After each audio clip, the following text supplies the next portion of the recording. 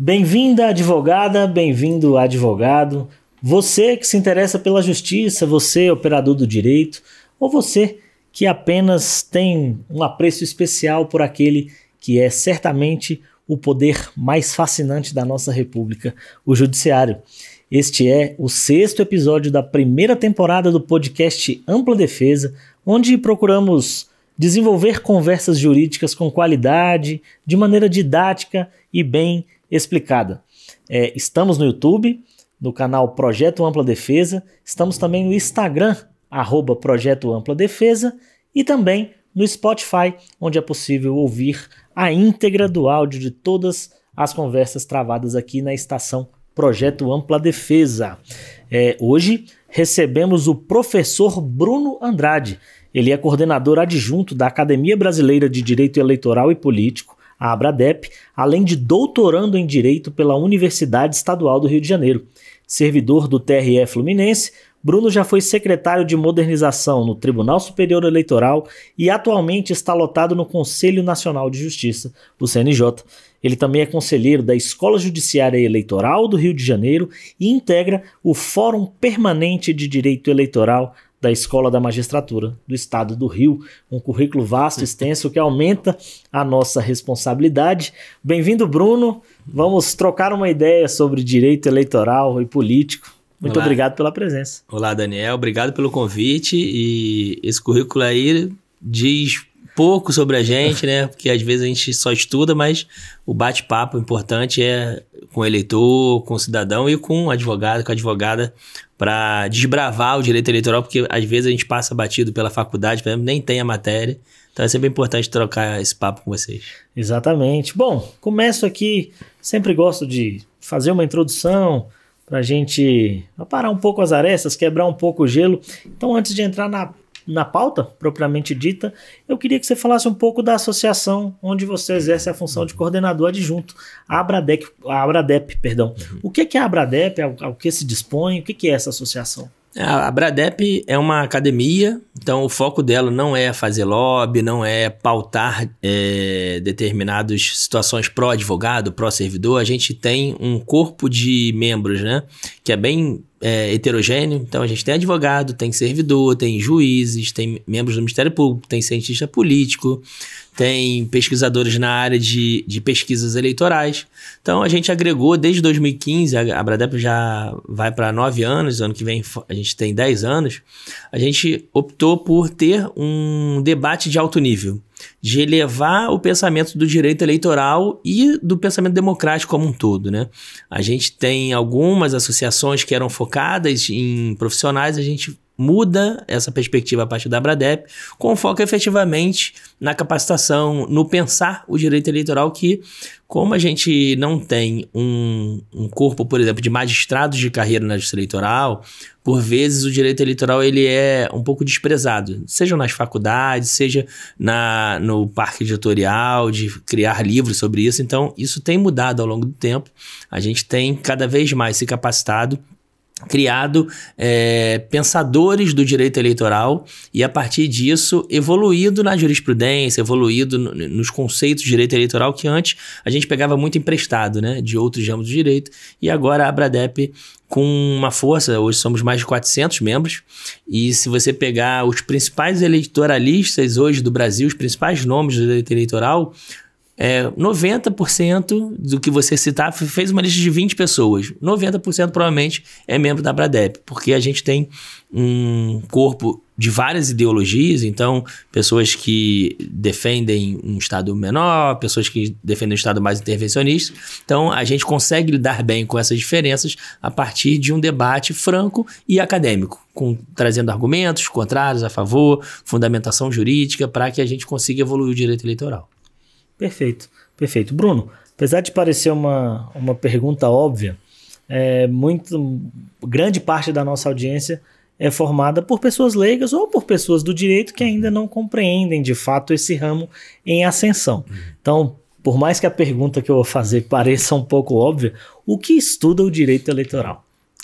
Daniel, nenhuma pergunta é óbvia, né? Sou professor há muito tempo e eu sempre falo isso para os alunos, porque se a dúvida de uma pessoa não é sanada, pode ser que aquela dúvida se perpasse no tempo, né? O direito eleitoral, basicamente, ele vai estudar. Primeiro, ele é um ramo do direito público, né? Aquela divisão tradicional. Ele tem previsão constitucional. Então, a Constituição Federal traz uma parte do que é estudado no direito eleitoral. Ele estuda, basicamente, a forma de você exercer direitos políticos dentro de um país. Então, ele estuda quem pode votar, quem pode ser votado, como você vai fazer uma disputa eleitoral, quais são as regras que você tem que seguir para ser candidato, como você vai obter o voto do eleitor e também como a gente vai fazer a conta, né? Quem vai exercer o mandato eletivo. Então, a gente tem vários cenários no mundo de sistemas eleitorais e o direito eleitoral brasileiro ele estuda aquele sistema que o legislador brasileiro escolheu, aquilo que o constituinte falou, olha, aqui no Brasil vai ser essa forma. Então, por exemplo, a gente poderia ser um país com eleição distrital, como nos Estados Unidos. Aqui não é assim. Aqui a gente tem o chamado voto aberto, uma lista aberta. A gente poderia ter uma lista fechada, como é em alguns países da Europa, em que você não vota em um candidato, você vota num grupo político pré-definido. A gente não faz isso, a gente faz uma lista plurinominal. Então, o direito eleitoral estuda essas formas de ascender o poder. O presidente da República, governadores, prefeitos, vereadores, deputados estaduais, federais. Como essas pessoas chegam ao poder? É isso do que o direito eleitoral trata. Tanto de quem vai votar, quem vai ser votado e como essas pessoas que vão ser votadas, como elas chegam ao poder, como a gente distribui o poder no país. Perfeito, perfeito. Estamos num cenário político-eleitoral em ebulição e principalmente em constante transformação. Né? O direito eleitoral, além de estar em ascensão, imagino eu que seja um dos ramos que mais tem sofrido, não no sentido pejorativo, alterações legislativas ao longo dos últimos anos. Então, estamos em ano eleitoral, apesar de aqui em Brasília, aqui no Distrito Federal, não sentirmos essa atmosfera nesse ano, né? Brasília e Fernando de Noronha, se não me engano, não tem eleições municipais. Isso. Então, ficamos em ilhas isoladas do resto do país nesse ano, mas estamos em ano eleitoral e em outubro os pleitos acontecem em todo o país. Quais mudanças, Bruno, você destacaria na legislação eleitoral que candidatos e eleitores precisam se atentar para essa eleição que se avizinha? Você pontuou muito bem sobre a mudança na legislação eleitoral, né? A gente costuma dizer que toda eleição tem uma mudança no ano não eleitoral. Então, a gente sempre tem eleição no ano par, e aí os doutrinadores, os estudiosos de direito costumam dizer que no ano ímpar sempre tem uma reforma eleitoral, uma mini-reforma, o que algumas pessoas criticam, mas eu entendo que é natural. Porque o processo eleitoral ele é um processo muito dinâmico. É um processo como eu falei na primeira fala, né, de ascensão ao poder. Então, você tem ajuste, você tem pressão social para que algumas coisas sejam ajustadas e você tem um avanço tecnológico, o avanço da sociedade. Então, se você pega, por exemplo, uma lei de processo penal, que é muito antiga, já tem décadas, ela veio evoluindo normalmente por medidas pontuais, conforme muda a sociedade. O direito eleitoral é muito mais dinâmico. Então, ele vem mudando constantemente. A gente teve uma tentativa de congelar um pouco o direito eleitoral a partir de 97, onde surge a lei eleitoral, que era a ideia de você não ter leis pontuais. Até 97, a gente tinha lei específica para cada eleição. Isso gerava alguns problemas, porque o processo legislativo é demorado. E aí o que veio foi, olha, vamos fazer uma lei geral, que seria a Lei 9.504, foi feita em 97, e aí a ideia era ela ser uma lei mais perene, só que ainda assim havia necessidade de alterações. Então ela veio em todo o ano eleitoral, quase todo o ano eleitoral, melhor dizendo, ela vinha sendo alterada. Nesse ciclo eleitoral foi uma exceção. Então, em 2023, a gente não teve reforma eleitoral. Então, não trouxe, pelo Poder Legislativo, nenhuma novidade para a legislação eleitoral. Mas o Tribunal Superior Eleitoral precisou trazer algumas novidades por conta do avanço da tecnologia, por exemplo. Então, a resolução 23.610, que é do TSE lá de 2019, ela teve que ser alterada agora em 2024, depois de audiência pública, com um diálogo com a sociedade, para, por exemplo, melhorar a questão de tratamento de dados pessoais, que é uma coisa recente no âmbito do direito, para melhorar também como os candidatos e os eleitores iriam tratar com propaganda eleitoral baseada em inteligência artificial. Isso não tem na legislação de forma clara. O Tribunal Superior Eleitoral entendeu que seria importante dar maior segurança jurídica para candidatos eleitores e aí fez algumas alterações na legislação eleitoral que trouxeram essas perspectivas. Isso não tinha para a eleição de 2022. Embora já existisse a questão de uso de dados pessoais, de uso de inteligência artificial, ainda não era num volume grande que trouxesse preocupação para o eleitor e o candidato como um todo. Agora já é uma realidade. A gente tem exemplos, inclusive mundiais, sobre má utilização de algumas tecnologias no processo eleitoral. Isso preocupava muito o cenário eleitoral brasileiro, porque a gente poderia ter o eleitor sendo enganado por um candidato ou candidatos prejudicando seus adversários baseado em inteligência artificial e a gente não tinha um cenário mínimo de regulação, de equiparar essa inteligência artificial a determinadas condutas proibidas e, a partir disso, punir quem utilizasse indevidamente essa tecnologia. Perfeito. Você falou em punição aí no último trecho da sua fala, e aí eu acho que deságua numa questão sobre os desafios da regulamentação da propaganda eleitoral, principalmente nas redes sociais. Eu queria que você falasse um pouco disso, até porque você tem atuação destacada no Tribunal Superior Eleitoral. Quais são os grandes desafios que se apresentam, assim, para além de fake news e desinformação? Olha, o principal desafio, ao meu sentir, para regular propaganda eleitoral como um todo é você ter o equilíbrio entre proibir e manter a liberdade de expressão. Esse talvez seja o principal problema de uma regulação de eleição, do debate político. E aí disso a gente decorre das tecnologias. Então a gente tem no ambiente de propaganda analógica, digamos assim, algumas restrições que eu, por exemplo, entendo que são indevidas, que são inconstitucionais. Mas hoje está na legislação. Quando você traz isso para o ambiente das plataformas digitais, a gente tem um cenário em que o poder privado gera muita influência nas eleições, porque a gente nunca pode esquecer que as redes sociais são instituições privadas, são empresas. Então, se a gente for lembrar lá da ação do Supremo Tribunal Federal, né, ADI 4650, que proibiu a doação de pessoa jurídica e a participação de pessoa jurídica na campanha eleitoral, era com o objetivo de tentar dar mais poder ao cidadão.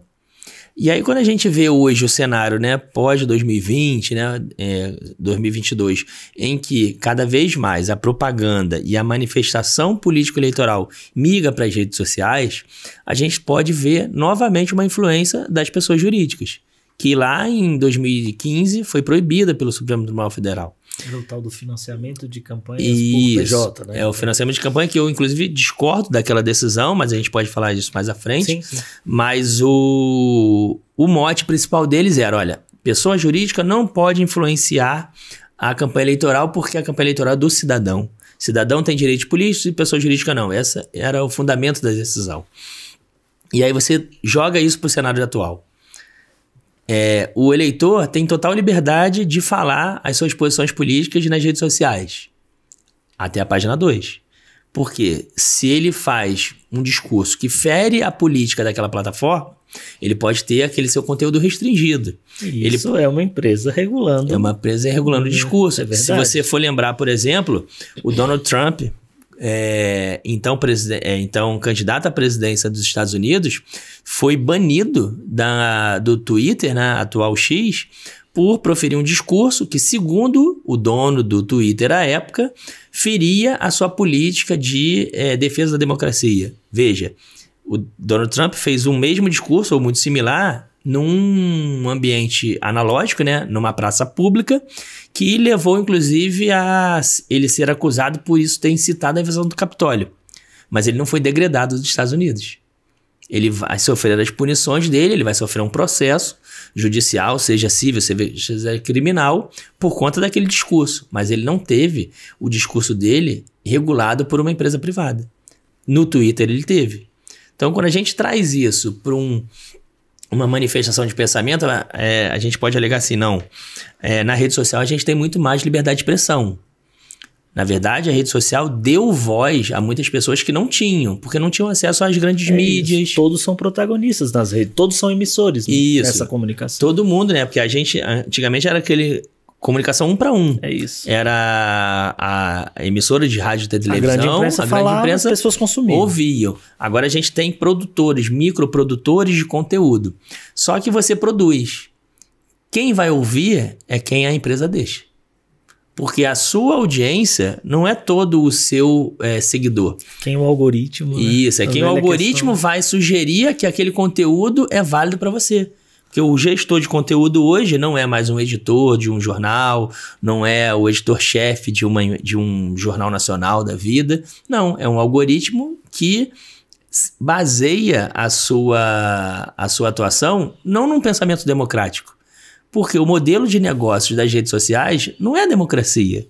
O modelo de negócios das redes sociais são entreter aquela pessoa, manter ela engajada durante mais tempo para coletar dados e, a partir dessa coleta de dados, vender o produto, ou seja, você, para as empresas de anúncio.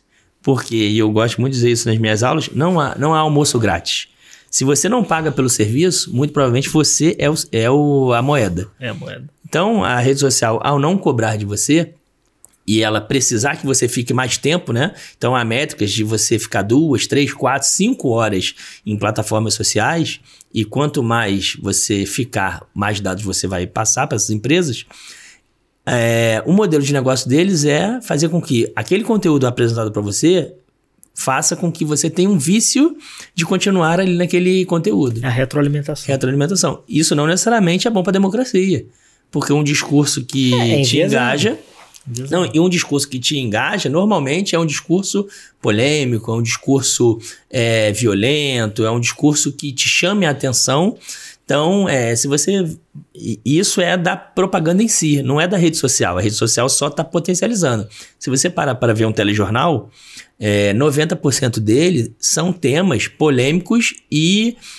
digamos assim, com uma energia pesada, com problemas, não é com solução. Porque notícia boa não vende, né? É uma máxima do jornalismo. Então, como notícia boa não vende, se você transformar esse discurso para rede social, notícia boa não engaja. Não engaja. E aí, se você não engaja, você não fica naquela plataforma, vai para outra. Então, quando você traz isso para o direito eleitoral, isso é um grande problema, porque a gente cai num problema da polarização, por exemplo. Então, discursos polarizados engajam mais. E aí, a partir desse discurso polarizado, a gente deixa de ouvir argumentos contrários porque a gente só quer pensar no nosso umbigo. E a gente se encastela na nossa bolha e as informações que vêm sendo trazidas só reforçam o pensamento que a gente já tem. Então, você não abre a sua cabeça, não abre até o seu raciocínio para um contraponto. Porque aquele contraponto vem de um inimigo. Isso é o problema hoje da nova política, né? A gente, ao invés de ver adversários que têm pensamentos diferentes, mas no final a gente quer a mesma coisa, eu sempre presumo disso, né? Eu gosto muito da boa-fé. Quando um partido de esquerda, um partido de direita, num exemplo aqui antigo, né, da década de 90, do século passado, disputam com pontos de vista sobre a sociedade de forma diferente, na minha cabeça, ambos querem o melhor para o país. Só que os dois têm formas de chegar nesse melhor país de forma diferente. Hoje em dia, quando você bota no discurso de mocinho, bandido, eu contra eles, você elimina o outro. Você não quer compor, porque você entende que o outro não quer chegar numa coisa igual a você. Não é outro caminho, não. É um caminho que não vai chegar num lugar bom. E aí você torna o outro inimigo. E isso para a política é muito ruim, porque você... traz um problema de não ver no outro um adversário válido. Você vê um adversário ilegítimo. E aí você gera contestação de resultado de eleição, você gera críticas que buscam eliminar o outro e não dialogar com o outro e buscar uma solução mediada, por exemplo. Isso é um grande problema hoje da comunicação política no meio das redes sociais. Bom, posto isso...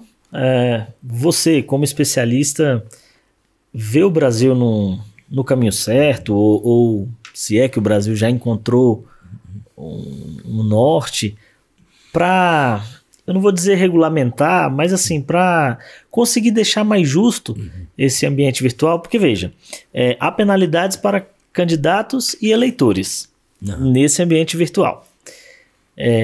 Mas as empresas que permeiam e fomentam este ambiente não tem qualquer penalidade né? Qual o caminho a se seguir, Bruno, vindo de um especialista, assim, na sua opinião? Olha, eu entendo que o Brasil está avançado nesse tema.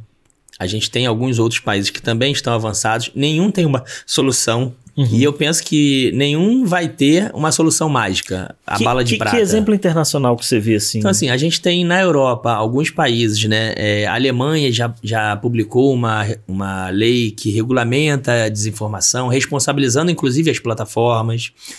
O Brasil está indo nesse mesmo sentido. A União Europeia como um todo já exige uma maior responsabilidade das plataformas, muito por conta dos casos da Cambridge Analytica, que gerou um problema lá na Europa em relação ao Brexit, né, da saída do Reino Unido da União Europeia, e a divulgação também pelo Facebook sobre o uso indevido de dados dos seus usuários na campanha do Donald Trump em 2016. Então, a partir desses exemplos, os países começaram a exigir mais responsabilidade das plataformas, o que, ao meu sentir, não é nenhum problema.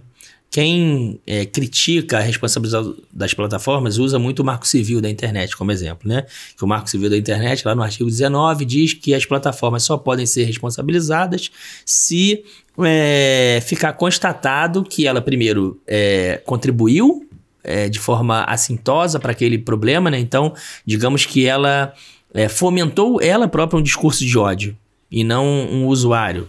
Ou se a partir de uma decisão judicial, ela não respeitou aquela decisão judicial. Basicamente, esse seria o Marco Civil da internet. Me parece muito pouco num cenário em que... Né? Não, num cenário em que as empresas ganham muito dinheiro. Então, o cenário, inclusive mercadológico, né? Vamos pensar no liberalismo, né? Se eu ofereço um produto e esse produto está estragado, eu posso ser responsabilizado. Se eu ofereço um serviço e esse serviço causa algum dano, eu sou responsabilizado. Então, as empresas de redes sociais muito se valiam do seguinte argumento: olha, eu não sou empresa de comunicação. Então, eu não preciso ter responsabilidade com o que circula nas minhas plataformas. Eu sou uma empresa de agregação de pessoas, onde as pessoas se encontram. Elas que produzem os conteúdos. Eu sou mero gestor de pessoas, digamos assim. E, a partir disso, elas falavam: olha, eu não posso ter responsabilidade sobre o que trafega na minha plataforma. Só que aí a gente para e pensa o seguinte: ela não ganha dinheiro com isso?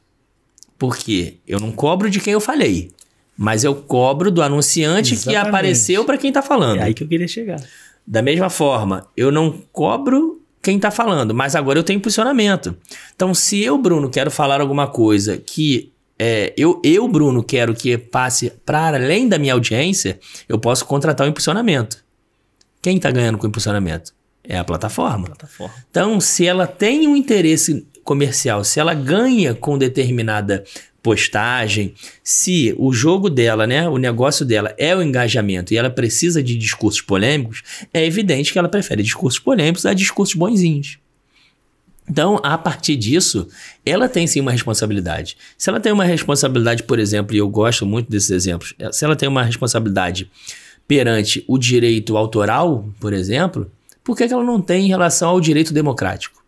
Tenta você fazer qualquer tipo de postagem com um videozinho fofinho de animais ou de filhos e bota uma música da Madonna.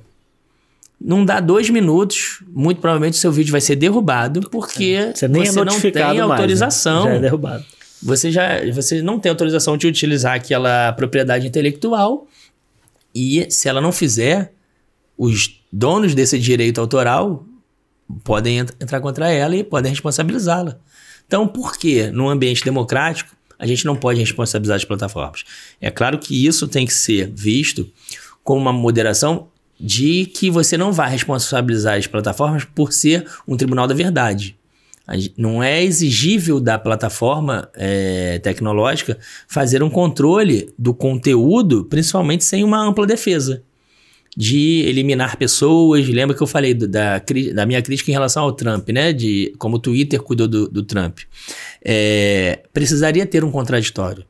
Precisaria ter uma espécie de contencioso administrativo. Pensa no futebol, né? Que a gente tem a justiça desportiva e você só vai para a justiça comum, né? Para a justiça, para o poder judiciário, se a instância administrativa for esgotada. Então, por que não estabelecer algumas regras, né, para que a plataforma, numa gestão de conteúdo, notifique o seu usuário para que ele explique, para ele trazer elementos e a partir disso você gerar um ambiente mais sadio de troca de informações. Não é nem o usuário trazendo uma polêmica sozinho e nem a plataforma dona daquilo, porque é o que se traz, né? Eu sou plataforma, então você me prestou um contrato de adesão, você aderiu às minhas cláusulas. Se você não quiser, você que saia. Hoje, a atuação particular é muito nesse ponto. A gente ficaria horas debatendo esse assunto, né? Até porque esse assunto é muito em voga, é muito quente. Mas pra gente não perder um fio que começou lá atrás, você até me pediu para que te lembrasse, eu tô ansioso para saber mais sobre isso. Lá na ação direta de inconstitucionalidade do financiamento, isso. Você falou que não concordava com alguns pontos. Uhum. Assim, eu queria muito te ouvir nesse sentido. Então, o que acontece? A ADI 4650, ela foi objeto do meu trabalho final de graduação. Eu estava finalizando a faculdade à época, né? Já trabalhava no Tribunal Regional Eleitoral. Por que eu discordo dos fundamentos daquilo? Primeiro que a base de proibir pessoa jurídica, basicamente, foi inconstitucionalidade. Se você vai à Constituição Federal, não tem uma linha falando sobre o modelo de financiamento de campanha. Então, da onde tirou a inconstitucionalidade? De questões principiológicas, que são muito genéricas. Então, quais foram os pedidos da OAB, na época, né, que foi quem encabeçou a ação, foi alegando que a doação de pessoa jurídica feria alguns princípios constitucionais, como o princípio democrático, princípio da livre escolha do eleitor. Então, são questões muito abstratas. Não teve nenhuma regra escrita que fosse ferida. O princípio republicano, o princípio democrático foram sempre princípios. Me preocupa muito porque a questão principiológica ela é muito vaga, ela é muito subjetiva. Então, isso já é um ponto problemático. Qual é o segundo ponto? É que empresas estavam deturpando o processo eleitoral e, com isso, gerava corrupção no país. Veja, a doação de pessoa jurídica foi proibida e a corrupção não acabou. Sequer diminuiu. Né, por que isso? A corrupção não é própria do processo eleitoral. A corrupção é própria de uma sociedade que, por vezes, não pune de forma exemplar aquela pessoa que corrompeu. Então, e também aquela que foi corrompida. O processo legislativo também tem lobby. E eu não sou contra o lobby, só que eu sou contra corrupção, distorção do lobby. Você pode ter empresas fazendo lobby no Congresso Nacional, o que é legítimo, como você também tem sindicatos de professores, de servidores pedindo ajuste salarial. Então, o lobby, a pressão política nos eleitos é normal, é da democracia. Quando você afasta a pessoa jurídica da campanha eleitoral, você está dizendo, olha, você não tem interesse na campanha eleitoral, o que é mentira. Por quê? Vemos agora, recentemente, aquela questão da MP, do PIS e do COFINS, né? As empresas têm interesse. Então, imaginemos uma empresa que teria interesse no processo eleitoral decidir se ela iria apoiar um governo do PT, por exemplo, ou um governo do Novo. Então, são duas propostas diferentes de tributação. Um é uma tributação um pouco mais carregada, o outro é uma tributação mínima. Eu, enquanto empresa, em tese, eu decidiria pelo Novo. Um exemplo. E por que eu não tenho? Eu tenho interesse nessa sociedade. É diferente de direito político, que um dos argumentos da ADI foi, olha, pessoa jurídica não tem direitos políticos. Concordo, maravilha. Mas pessoa jurídica tem interesse social, tem interesse no resultado da política. Então, ela pode fomentar um discurso político que ela defenda. Então, não é mal a participação política. E teve membros do Supremo Tribunal Federal, mesmo votando contra, mesmo declarando a inconstitucionalidade, entendia que a empresa por si só não era proibida no âmbito eleitoral. Só que você tinha que ter uma regulação melhor. E a regulação foi tentada. Então, por exemplo, reduzindo gastos. Antes você podia usar 2% do faturamento bruto. Isso é um grande volume de dinheiro para grandes empresas. Então você poderia botar um teto. Olha, você pode doar até 10 milhões de reais. Ou até 10% do valor uma espécie de que o modulação, Congresso... né? Você modularia a participação. Sim. Outro argumento, ao invés de cessar. E ao invés de cessar, porque o que aconteceu? Você aumentou os recursos públicos na campanha de um país que tem outras necessidades que o Estado tenha que fomentar de forma pública. Eu não sou contra, quando algumas pessoas me perguntam, você é contra esse fundo partidário grande desse jeito? Eu não sou contra, porque entendo o problema que tem, porque a gente tem outras prioridades, só que o processo eleitoral também é caro. Se você dividir para a próxima eleição, por exemplo, a gente vai ter mais ou menos 580 mil candidatos. Se você pega 4 bilhões, 580 mil. Agora em outubro. Isso, a gente tem 580 mil, porque a média nossa é por volta de 29, 30 mil numa eleição geral para deputado federal, presidente, governador, mas para prefeitos e vereadores, a média é 580, 600 mil candidatos. Se você pega 4 milhões e divide per capita, não é nada. Vai dar, sei lá, 5 mil reais para cada um, 4 mil reais. Quem hoje em dia faz uma campanha nesse sentido? Não faz. Então, tirou uma fonte de arrecadação sem mudar o processo eleitoral que faria com que baixasse o preço. Então, por exemplo, hoje a gente tem candidatos disputando dentro do próprio partido para o mesmo eleitor. E aí você exige que você tenha uma disputa fratricida, né, entre irmãos do mesmo partido.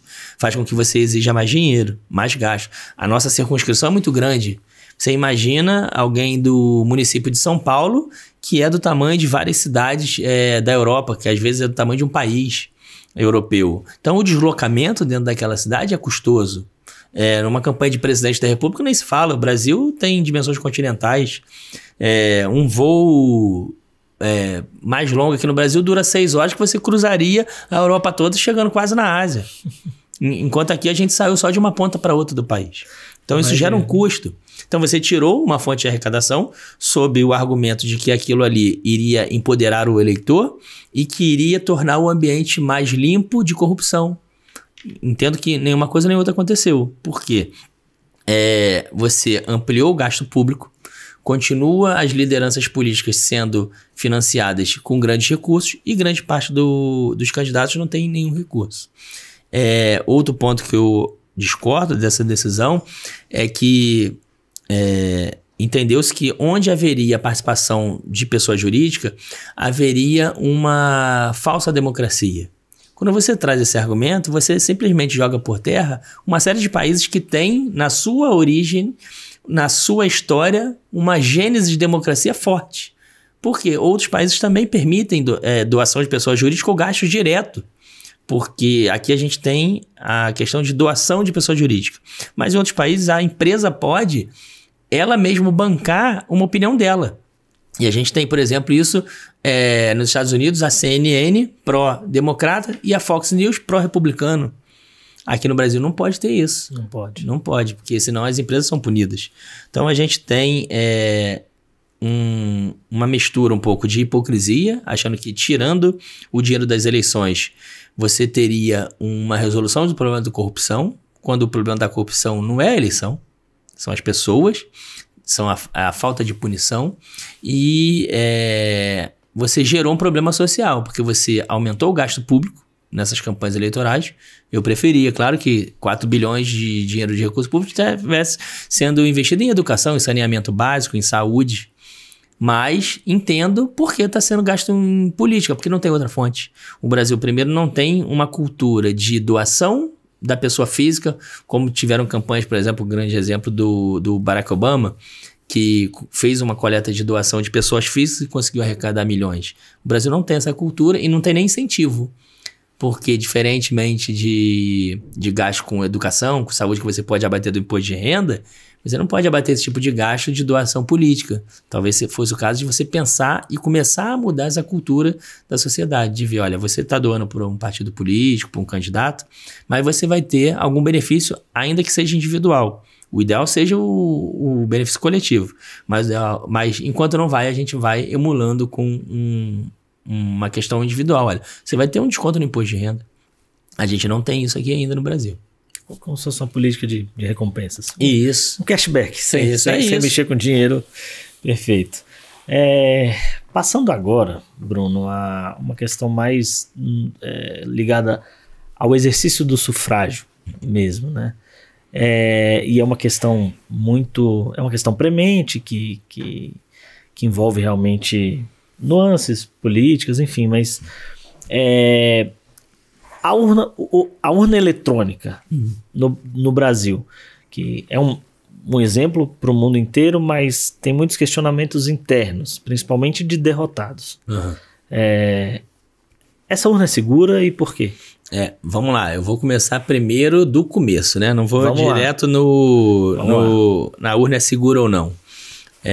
A urna eletrônica ela não veio para um desejo da Justiça Eleitoral de modernização do processo eleitoral. É um fetiche de melhorar, de tornar o processo mais moderno.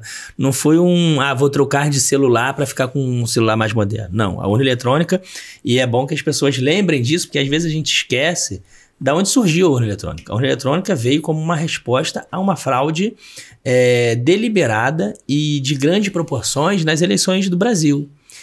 E ela teve o seu ápice em 94, nas eleições de 94, onde no estado do Rio de Janeiro, meu estado de origem, as eleições para deputado federal e para deputado estadual foram anuladas porque, à época, descobriu-se uma quadrilha fraudando as urnas de papel. E aí foi uma fraude das maiores proporções que teve no Brasil, em 94. Na época, o ministro do Supremo Tribunal Federal, o ministro Fux, na época ainda era juiz eleitoral. Ele foi um dos juízes que descobriram essa quadrilha e, a partir disso, denunciou isso de forma pública à Justiça Eleitoral. O Tribunal Superior Eleitoral interveio e cancelou as eleições de 94, no Rio de Janeiro, para deputado federal e estadual. E aí teve que vir exército, vir forças de segurança para fazer uma nova eleição um mês depois. Por conta disso, o Tribunal Superior Eleitoral falou, olha, a gente precisa dar um jeito na fraude. Como a gente vai dar um jeito na fraude? Mapeou-se efetivamente onde acontecia a fraude, onde acontecia mais a fraude. Na votação, ou seja, pessoas adulterando cédulas, e na apuração. Ou seja, depois da cédula, mesmo não adulterada, você adulterava a vontade do eleitor anotando no mapa das cédulas uma informação errada. Então, esses dois focos de problema foram mapeados pelo Tribunal Superior Eleitoral e aí pensou-se, como é que a gente diminui isso? Daí, uma das soluções foi a urna eletrônica, que aí começou a ser implantada de forma parcial nas eleições de 96, no ano seguinte. E aí, a partir disso, foi um sucesso.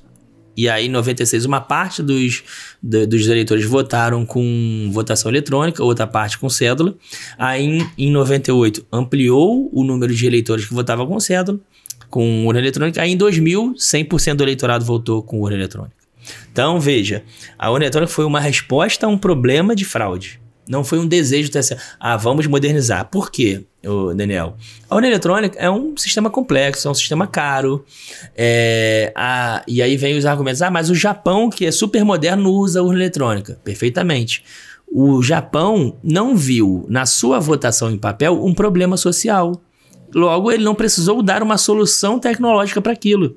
Então, quando a gente recebe delegações de outros países que tem na sua sociedade um movimento muito mais de confiança da sua população, que não é tão afeto a corrupções, eles não compreendem o porquê a gente gasta tanto dinheiro e tanta tecnologia num processo que, aparentemente, para eles, na visão do leigo, é simples, que é o ato de votar. Fala, não, mas para quê? Por exemplo, a biometria, né? A gente cadastrou a biometria para aumentar a segurança no processo de votação. Aí você fala isso para algum estrangeiro, um indiano, japonês, fala assim, não, mas para que uma pessoa vai votar no lugar de outra? E aí você entende que o nosso problema é social. A gente só tem a urna eletrônica porque a gente tem um problema social de confiança e de corrupção muito grande. Então, se a gente tivesse uma sociedade japonesa, talvez a gente não precisasse da urna eletrônica.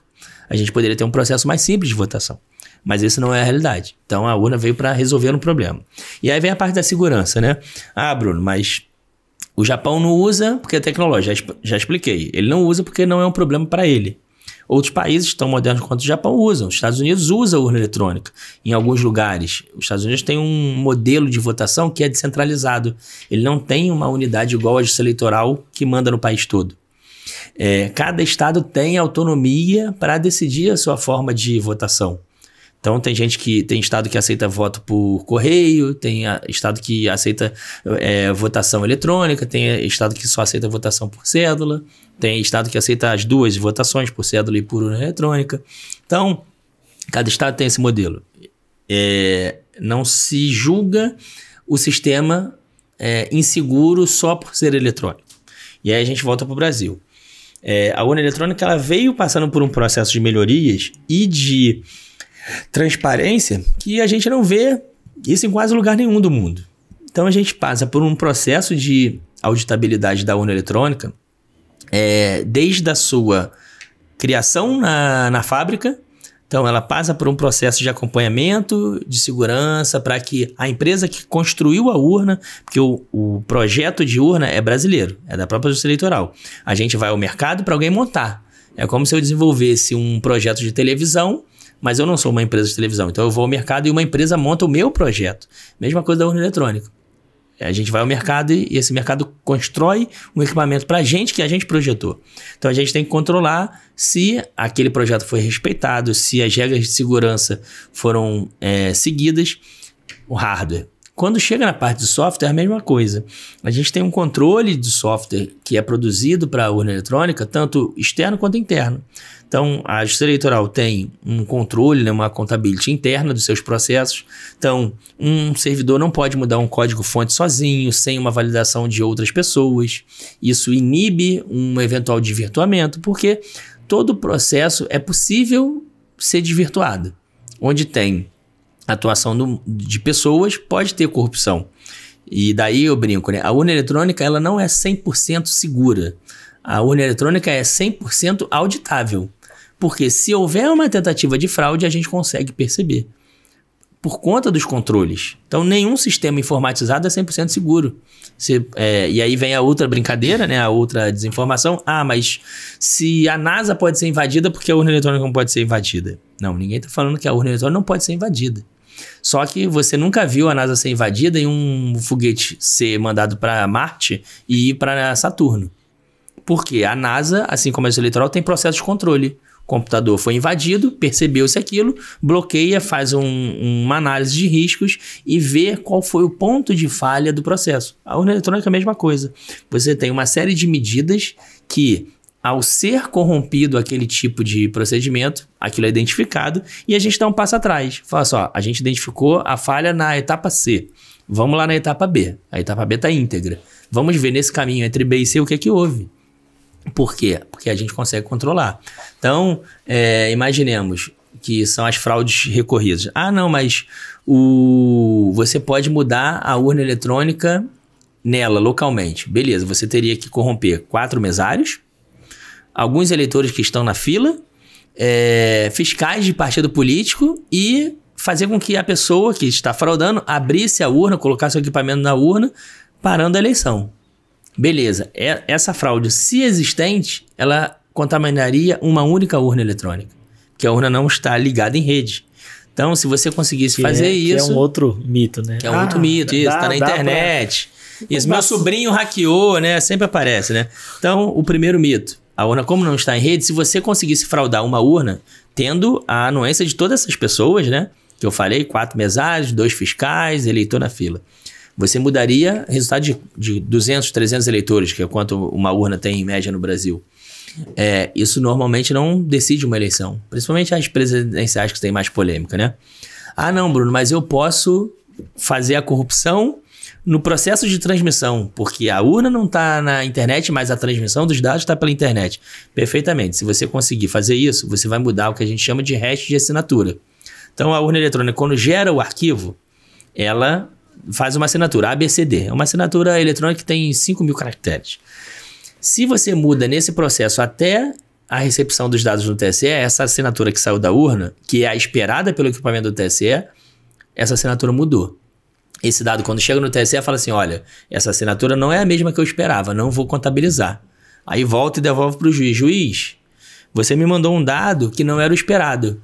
Esse dado foi corrompido ou foi só um erro nosso de procedimento? Aí o juiz entra no sistema e fala, olha, não, foi um erro de procedimento, eu mudei a urna e esqueci de avisar que eu mudei, e aí porque eu mudei, mudou o hash. A urna quebrou, por exemplo, deu 2 da tarde, a urna quebrou, eu botei uma urna nova. Aí mudou o hash. Então eu tenho que avisar isso. Então o juiz entra lá, bota uma senha, juiz eleitoral, bota uma senha específica, informa isso no sistema e fala, pode totalizar porque não houve corrupção.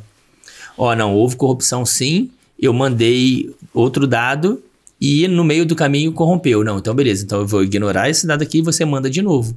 Por quê? Quando a urna eletrônica encerrou, ela já gerou um papel, já gerou um resultado que o partido tem ciência na hora. Então, se eu pego o boletim de urna que a urna emitiu, tem 100 votos e na totalização eu vejo que tem 98, em 30 segundos eu consigo provar para a Justiça Eleitoral que houve fraude. E aí a gente voltaria e reverteria. Tanto que eu brinco que em alguns municípios, principalmente município pequeno, a população sabe o resultado da eleição antes da Justiça Eleitoral. Porque se você tem um município que tem 5 urnas eletrônicas só, imaginemos que... Vamos botar um município que tem 1.000 eleitores, né? Você dividido isso 200 por cada urna, dá 5 urnas. Você soma os 5 boletins de urna muito mais rápido do que a gente envia isso para a Justiça Eleitoral e valida. Então já tem gente comemorando na praça pública e ainda não saiu o resultado da eleição.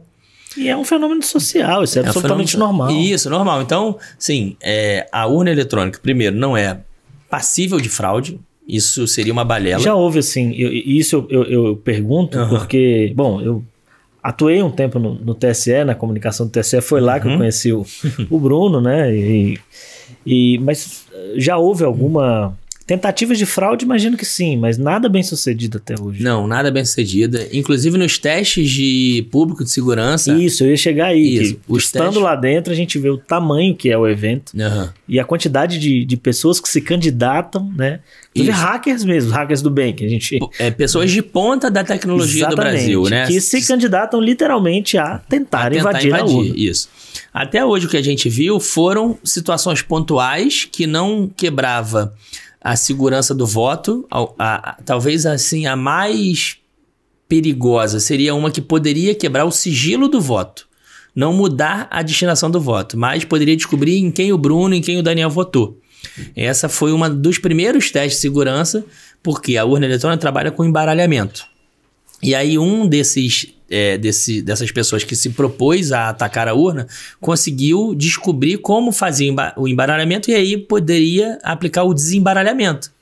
Então isso quebraria a segurança do sigilo, não da distribuição de voto. E aí, como é a natureza do teste por segurança, a partir de uma vulnerabilidade identificada, a gente vai e corrige. Logo depois, a gente aplicou essa correção, apresentou para a mesma equipe que invadiu. Eles não conseguiram desmembrar, desembaralhar diante dessa nova camada. Então, assim, o teste por segurança é para isso mesmo. Eu tinha um professor que falava que o que não melhora, piora. Então, a urna eletrônica tem que passar sempre sob o escrutínio público de instituições da sociedade civil que tragam melhorias. Por quê? Você tem a melhoria de acessibilidade, você tem melhoria de segurança, você tem melhoria de desempenho. Então, a gente consegue melhorar o software mantendo a segurança ou elevando a segurança do processo de votação. Então, não houve nenhum ataque bem sucedido. Até porque, como eu falei, se tivesse esse ataque bem sucedido, seria de rápida descoberta. E o que eu brinco, né? Como você falou, normalmente quem reclama é quem perdeu. Se a urna eletrônica fosse fraudada, normalmente a gente teria, né? Como tem nas piores ditaduras do mundo, a gente teria uma perpetuação no poder. Exatamente. O que nós estamos vendo é uma alternância pesada no Brasil. Isso, e aí você fala assim, não, mas é porque todo mundo rouba. Beleza, todo mundo rouba, então você poderia facilmente ser descoberto, porque a gente pode brincar, mas um segredo que passou de uma pessoa já não é mais segredo. É isso. Sempre alguém vai vazar. Agora você imagina um segredo de grandes proporções que em 5.570 municípios, com 600 mil candidatos, se alguém não ia falar, não, fulano me vendeu o resultado da eleição, ele ganhou com essa fraude e eu não. Claro que o derrotado ia jogar no ventilador essa fraude. Ainda mais com essa troca, rotatividade de partido político no poder. Então, eu brinco que o hacker da Justiça Eleitoral, que é um hacker tímido. Porque quais são os propósitos que a gente vê hoje na sociedade de um hackeamento de sistemas? Primeiro, aparecer. É o cara que só quer aparecer, é o egocêntrico. O segundo é o com ganho financeiro. É aquele cara que hackeia para ou exigir um resgate ou para exigir um pagamento, fazendo gincana. Ou o ativista, aquele que hackeia para mostrar alguma coisa errada ou alguma coisa que ele não concorda. Então, por exemplo, grupos, o Anonymous, que hackeia sites de países que não prezam para democracia. O que os três têm em comum? os três jogam no ventilador quando conseguem invadir algum sistema. O hacker eleitoral não, ele é tímido. Ele invade, não conta pra ninguém, não pede dinheiro pra ninguém. Tem uma falha de segurança aqui. Isso, não avisa. Então, assim, o hacker da justiça eleitoral é o hacker tímido, é o hacker... Então, assim, ele é um hacker evoluído. Ele não precisa mostrar que ele fez. Eu tenho observado, e aí, longe de mim, uma postura de presunção e tal, mas eu tenho observado o brasileiro se interessando mais, mesmo que num cenário de polarização, o eleitor brasileiro se interessando mais pelo cenário político. E eu queria saber de você qual a importância da confiança no processo eleitoral para que o brasileiro tenha de novo confiança nas instituições políticas, no legislativo, enfim. E aí descamba para o judiciário, apesar de não haver eleição para esse poder. Mas qual o peso do direito eleitoral nisso, da transparência do processo nisso? Eu costumo dizer que eu não gosto da palavra confiança, porque a confiança me dá uma ideia de que eu tenho que crer, uma coisa de crença, de religiosidade, eu tenho que crer na instituição. Eu defendo que a sociedade tem que se engajar na fiscalização das instituições. Então, você não tem que crer na justiça eleitoral. Você tem que, uma vez fiscalizando, estar satisfeito com o nível de segurança que ela dá para a eleição. E isso é fundamental para a democracia como um todo. Não é, digamos assim, não é uma opinião do Bruno, servidor da justiça eleitoral, que está preocupado com o seu emprego. Porque fatalmente vem essa crítica. Sempre vem isso. Fatalmente, né? O cara que está lá dentro não vai criticar. Não vai criticar. Eu tenho muitas críticas à justiça eleitoral, inclusive num encastelamento, por vezes, sobre a crítica em relação à urna eletrônica, porque eu entendo que você tem que estar aberto à crítica. E eu gosto sempre de dizer, quem acordou 7 horas da manhã e quis ir ao Detran, ninguém acorda com essa felicidade no coração. Vou ao Detran hoje, graças a Deus, eu confio no Detran, isso. Não existe isso. Então, a administração pública não pode ser refratária à crítica. A gente tem que estar aberto. Claro que tem crítica construtiva e tem críticas que são pela crítica. Então, eu critico muito essa posição que vem melhorando ao longo dos anos. E a participação do eleitor, não só no processo eleitoral, é fundamental. Por quê? A gente não reclama tanto que o eleitor vota mal. Eu nem acho que vote mal. Mas como é que a gente melhora que o eleitor vote? Com ele engajando, com ele participando da democracia, com ele debatendo, com ele criticando, inclusive a justiça eleitoral. E a justiça eleitoral não pode ter uma posição defensiva.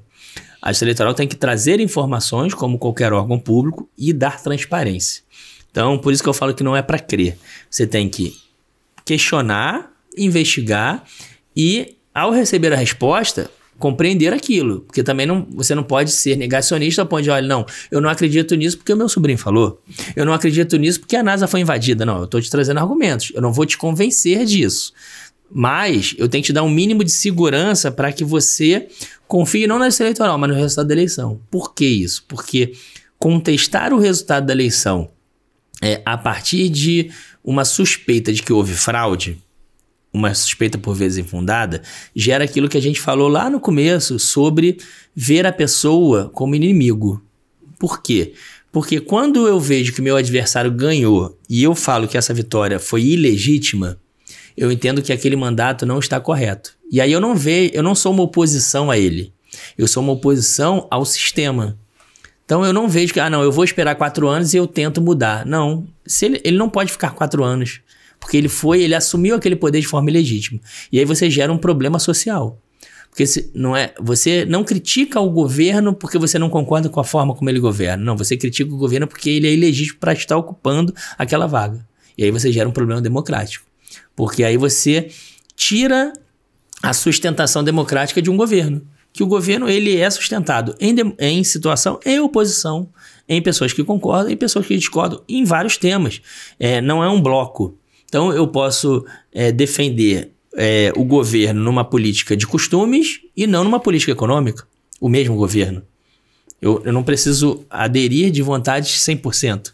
Quando você entende que aquela pessoa está ilegítima, pouco importa qual é a política dele. Se é liberal, se é estatizante, ele é ilegítimo. Então eu não vejo nele uma pessoa legítima para estar ocupando o poder porque ele conquistou o poder por fraude. Então, quando você coloca em xeque o resultado das eleições sem uma prova robusta sobre aquilo, você está colocando em xeque a própria democracia. Porque você não vê na pessoa que ganhou uma vitória legítima. É como se você jogasse futebol e você perdeu o jogo baseado num roubo do juiz ou num roubo do VAR. Aquele título, para você que perdeu, nunca vai ser legítimo.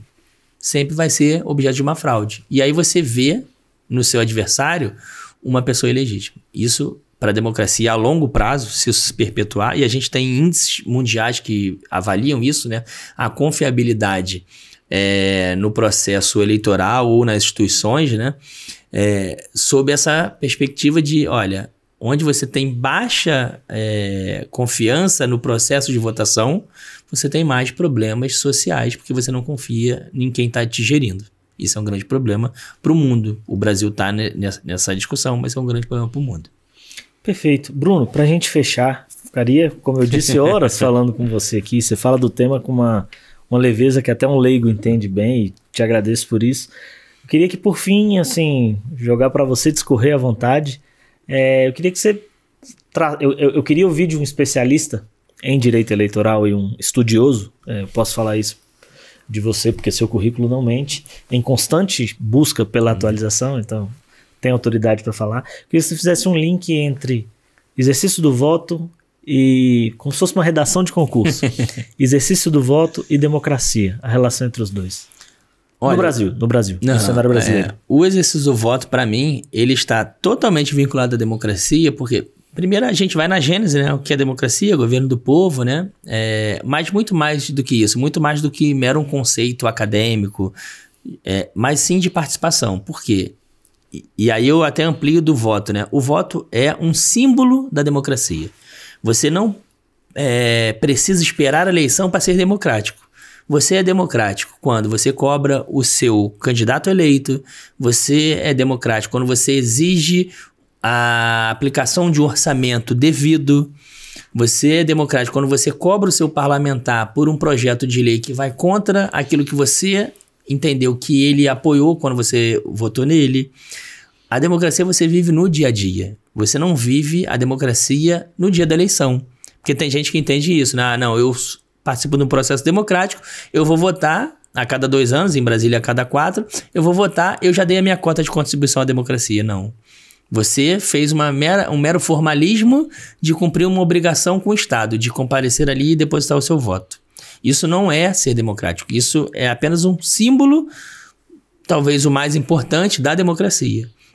Mas você tem que ir muito mais além disso. Tanto cobrar aquelas pessoas que foram eleitas, mesmo você não tendo votado nela, porque uma vez a pessoa sendo sido eleita, ela é eleita de todo mundo, não só dos eleitores que votaram nele.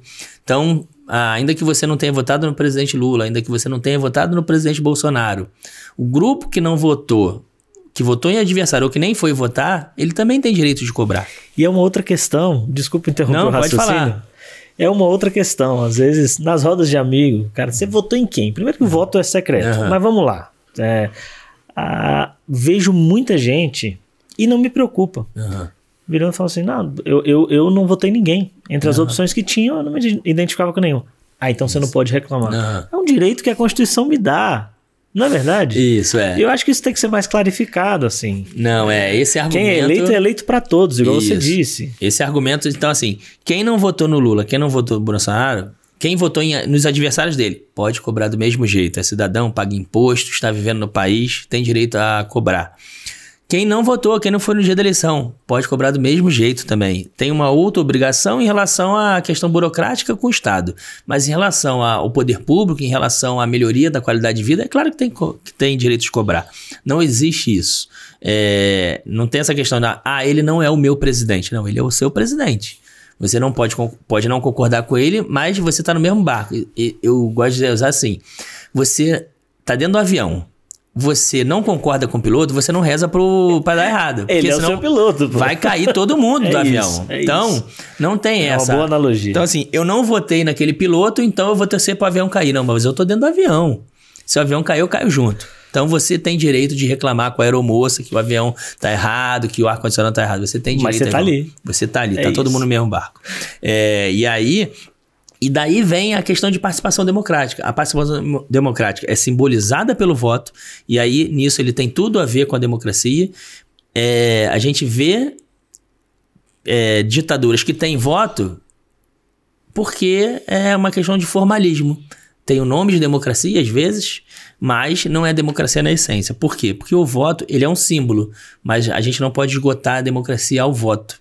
A participação da sociedade em outros processos decisórios é fundamental do engajamento. Então, gosto de usar também analogia, eu gosto de usar analogia que facilita a compreensão, é o seu condomínio. Se você reclama que a garagem do seu condomínio está suja e você não vai na assembleia, você vai poder reclamar, porque você vai fazer uma carta. Mas na assembleia você tem um poder maior de influência. Isso é muito parecido com o voto.